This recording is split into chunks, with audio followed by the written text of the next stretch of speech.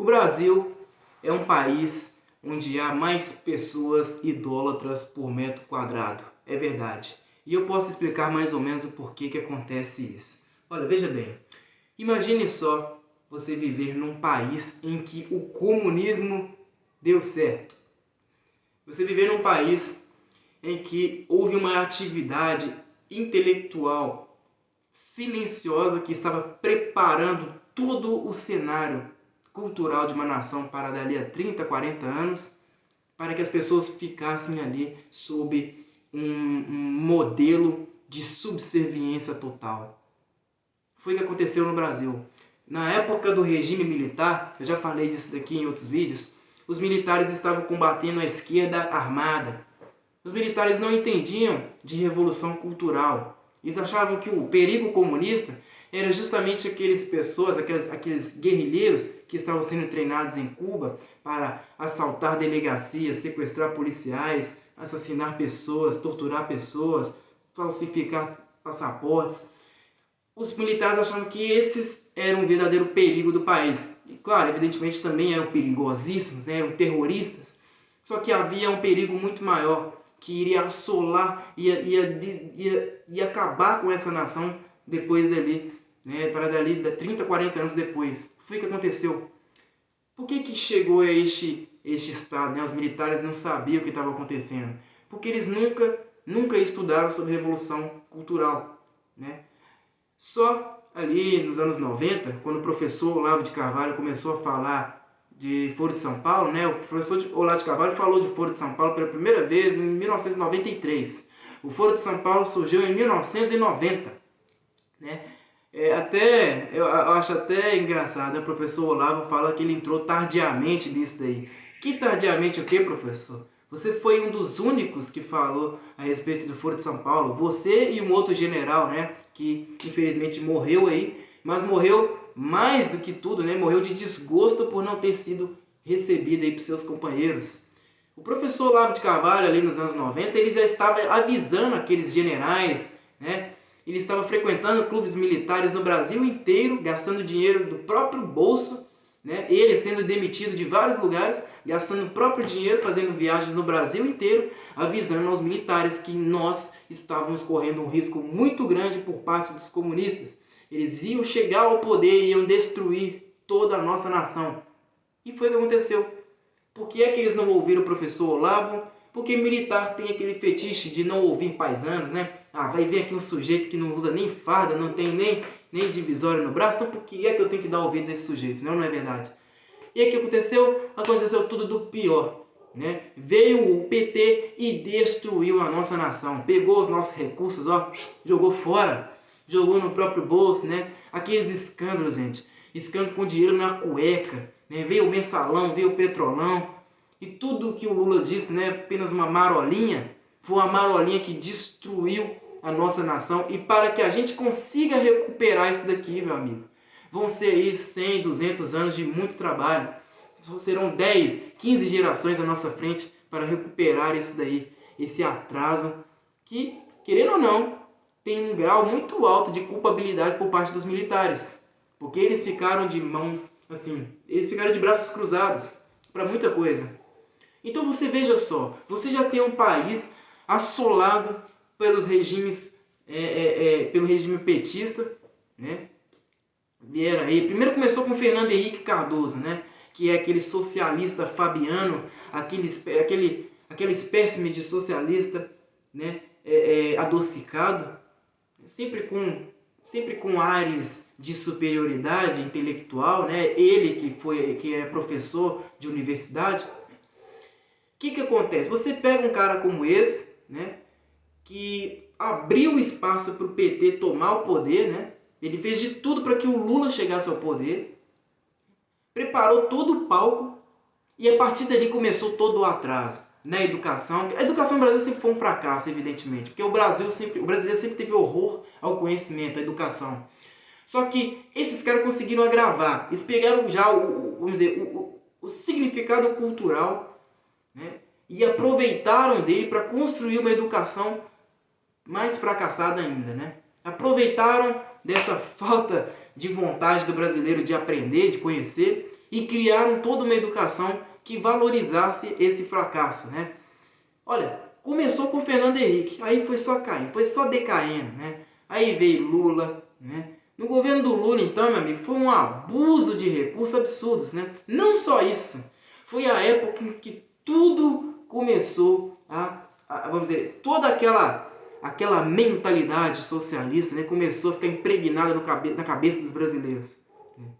Desde aquela época, né, vamos voltar ali, desde aquela época que os militares entregaram o poder aos civis, já viu que começou, a merda toda começou a dar errado. PT e PSDB, Lula e José Serra falaram o seguinte, ó, vamos organizar uma nova forma de fazer política. Nós fingimos ser oposição, mas nós vamos ficar no poder para sempre. Vamos revezar. Eu sou de esquerda, você finge ser de direita. Mas os dois sendo de esquerda, evidentemente. É o tal, né, a tal dialética comunista.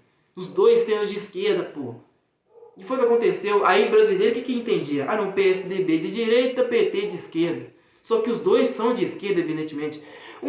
Né, o primeiro aí sendo uma esquerda radical, e o segundo uma esquerda mais adocicada, né, mais pomposa, mais Aécio Neves da vida. Foi o que aconteceu. E todo mundo abraçando todas as causas da esquerda, sempre achando a mais bonita, e até hoje é assim. De nada adianta, gente, nada adianta a esquerda ficar fora do poder político vigente se todo o espaço cultural já está dominado pela esquerda. Veja só o quanto que o povo brasileiro ama a miséria.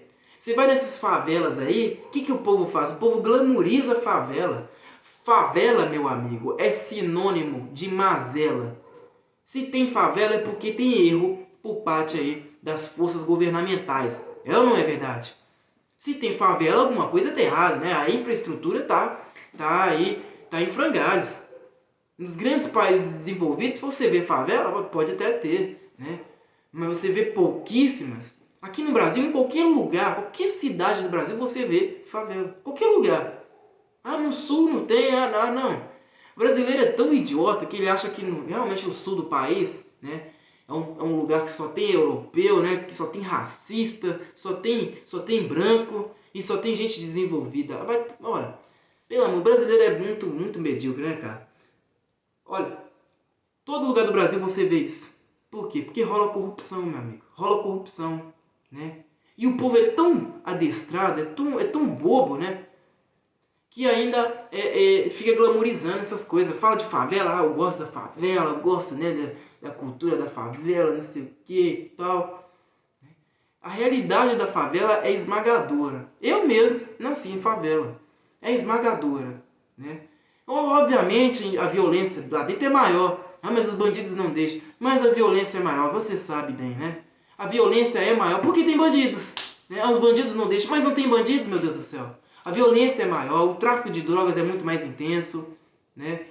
A rixa entre bandidos e policiais é muito maior, né? O temor é muito maior, né? Claro que é. Você está numa favela, né? E todo mundo vive assim nessa preocupação. A corrupção também é muito grande. Por falar que não tem corrupção, que não tem, pô, né? Todo esse esquema que existe, né, entre os bandidos e o povão, né? De venda de TV a gato, né, de gás, de remédios. Tudo isso mostra que nosso país está dominado por bandidos. Então uma população que já está acostumada a compartilhar de uma miséria indescritível, de amar, de glamorizar uma miséria, é claro que você vai ter uma população de gente idólatra, de gente imbecil, de gente puxa-saco dos outros. É o que acontece no país, neste país aqui, né? Olha, você tem uma música, né? Qual que é o símbolo da cultura brasileira, né? Símbolo vamos dizer, da música brasileira? Quais são os exemplos, né, de cantores e compositores que nós temos? Nós temos aí os tirânicos da música que já estão aí há décadas, né, sempre dominando o meio musical, né? Que é o trio Chico Buarque, Caetano Veloso, Gilberto Gil. E tinham outros também, né? Esse trio sempre apoiou o PT. Sempre. Amam o PT acima de tudo. Caetano Veloso, então, meu Deus do céu, né? Não preciso nem falar aqui. É o cara que faz de tudo pelo PT, tá em todas as manifestações do PT, os eventos, né, os programas, toda programação petista, ele vai lá, vai estar lá no meio puxando o saco, aquela voz dele, né? A voz do Caetano Veloso é a voz do meio universitário hoje, né? Eles falam com tanto puxa-saquismo, né? Fulana, ciclana. Você já viu como é que os professores universitários são assim no Brasil? Eles são assim, pô. O Caetano Veloso é aquele professorzinho, né, de meia idade, que todo mundo acha bonitinho, já quer apertar as bochechas. Ele é esse cara, ele tá sempre lá, né, nesses movimentos do PT. É o trio musical que sempre agiu sob tirania. Né? Eles são os donos da música desde a época da Tropicália, não é verdade? Agora, se não for, né, claro que as músicas do Caetano Veloso, eu particularmente eu gosto. Muitas das músicas dele. Eu não vou falar mal do cara, né? Assim, eu gosto das músicas dele. Mas é um cara que sempre foi a favor da canalice. Sempre foi a favor da perversão. Falava de Lei Rouanet. Não, temos que deixar a classe artística, né, receber dinheiro aí, né, dinheiro público para fazer suas artes, né, etc e tal. Olha, eu não sou contra a utilização da Lei Rouanet, não, meu amigo. Mas desde que seja aí para atender às vontades da sociedade. Não, né, uma meia casta de gente podre, de gente intelectualmente inferior e que só quer perverter, assim como fizeram aí com a exposição do Man, utilizando crianças, né, crianças para tocar no homem nu. Essa não foi a do Man, essa foi a do Man, no Museu de Arte Moderna de São Paulo, né? Teve aquela também no Rio Grande do Sul, exposição que tinha quadros ofendendo a religião das pessoas. Olha, eu fiz esse vídeo aqui falando de religião, né? Eu não tenho o intuito de ofender ninguém não, meu amigo. Você lê a mesma Bíblia que a minha. Eu pego a Bíblia ali e mostro para você. Se você não gosta, a culpa não é minha não. A culpa é sua. Você não lê, você não busca informações. Eu estou usando o mesmo material, o mesmo instrumento que você também deveria utilizar. Eu não estou ofendendo a religião de ninguém. Agora, se você quiser concordar, bem. Se não quiser concordar, pelo menos ouça, né? Aceite, entre aspas, moralmente, né? Aceite que eu estou fazendo um trabalho aqui, não é um desserviço. Pode ser um serviço para muita gente, né? Eu tenho certeza que é um serviço para muita gente, mas vamos continuar aqui. Fora do trio aí, né? Chico Buarque, Caetano Veloso e Gilberto Gil, nós temos o que? O funk. É o símbolo da cultura musical brasileira. Ah, é? O funk é o símbolo da cultura musical brasileira? É verdade, né? Porque o que nós temos de cultura no Brasil? Nós temos isso aí mesmo, né? O funk é cultura? É cultura. É cultura. Porque é isso daí que a gente tem como cultura no Brasil. Existe mais de 200 significados para a palavra cultura, né? Então, obviamente, isso tem que ser considerado cultura, sim, porque é a retratação, né, da vida cultural, intelectual do povo brasileiro. É a retratação, né? Essa vida precária, essa vida em que o povo ama, né, a miséria, a vida que o povo ama, né, ama ficar ali puxando o saco das coisas que não tem valor, perdão. O que você vê nas letras de funk? Homens falando de mulheres e sempre tratando as mulheres como se fossem objetos, né? E se não for disso, é o quê? É pregar violência contra a polícia, que a polícia é corrupta, que a polícia só sabe matar, que a polícia só sabe bater, né? Que a polícia entra na favela atirando, né? Mata inocente, que a polícia só tem vagabundo. A letra de funk só tem isso, morte de polícia, morte de X9, né? X9, na verdade, aqui é o povo inocente que denuncia bandido na favela. Morte de X9, né? Trata a mulher, igual eu falei, como se fosse um nada. É claro que é retratação cultural, degradação moral e cultural do Brasil. É claro, funk é cultura sim. Não tem nada melhor, né, que possa aí, retratar o cenário brasileiro do que o funk. Você vê as músicas, né, as batidas, tu, tchá, tchá, tu, tchá. Você vê que eles usam aquele programa, né, o Fruit Loops, eu acho, né? Eu esqueci o nome do programa. Fazem lá umas batidinhas no programa, né? Ah, isso aqui precisa ter harmonia com isso dali e tal. Em poucos cliques, né, ali, né, no programa, pronto, o sujeito fez uma música, faz uma letra ali com os amigos, né, num momento de descontração, de 2 a 10 minutos, já fiz uma letra, pronto, já estamos prontos para o sucesso. E ganha milhões para aquilo dali. Faz os seus clipes musicais na favela, vão lá, sobem de X35 na favela, né? E com um monte de mulher, de figurino, iluminação e tal, né? E jogo de câmera, usa tudo aquilo dali, né? Mas tudo com dinheiro de traficante. Porque os clipes musicais de funk no Brasil são assim, é traficante investindo. Porque toda produção cultural brasileira passa por lavagem de dinheiro, isso está mais do que na cara. Toda e qualquer produção cultural no Brasil passa por uma lavagem de dinheiro absurda. Então, se você já tem um povo que é acostumado à miséria e ama a miséria, porque a eles foi ensinado isso, né? Você tem uma produção cultural que idolatra isso, né? Que faz as pessoas idolatrarem a favela, né? Idolatrarem o banditismo, idolatrarem todo tipo de sacanagem e tudo mais.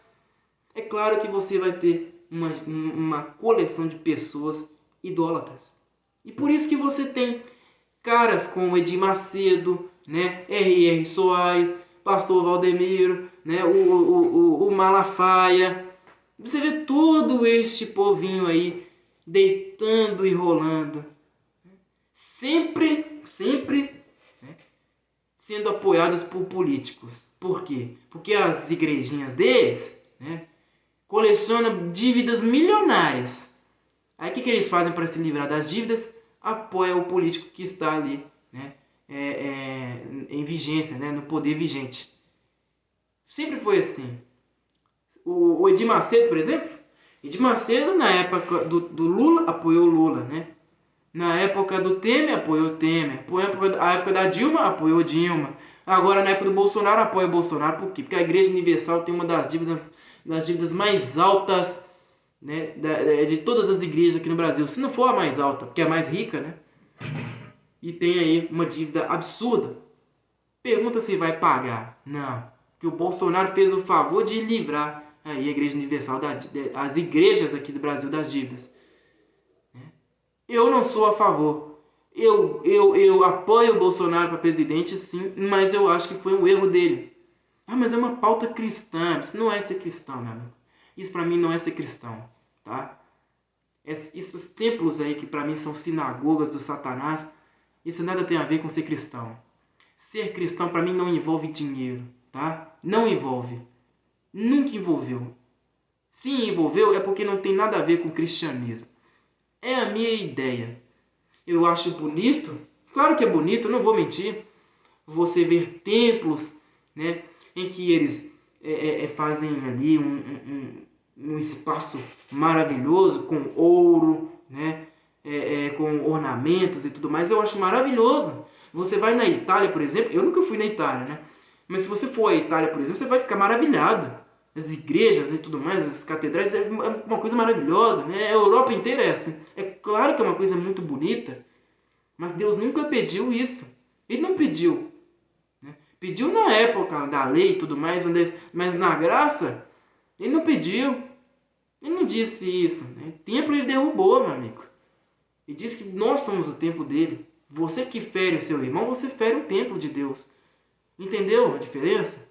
Nós somos a igreja, nós compomos o corpo, cada um aqui, eu, você, seu irmão, seu pai, seus amigos, seus vizinhos, seus parentes, nós juntos compomos o corpo de Cristo.